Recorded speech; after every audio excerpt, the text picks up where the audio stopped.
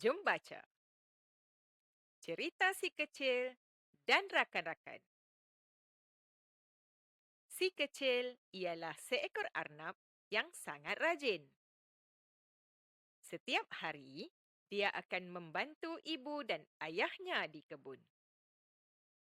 Pada suatu hari, si kecil berjumpa dengan seekor burung murai yang sangat cantik. Burung murai itu kelihatan sedih dan tidak boleh terbang. Si kecil bertanya, "Mengapakah kamu bersedih?" Burung murai itu menjawab, "Sayap saya terluka dan saya tidak dapat terbang." Si kecil berasa simpati dan memutuskan untuk membantu burung murai itu.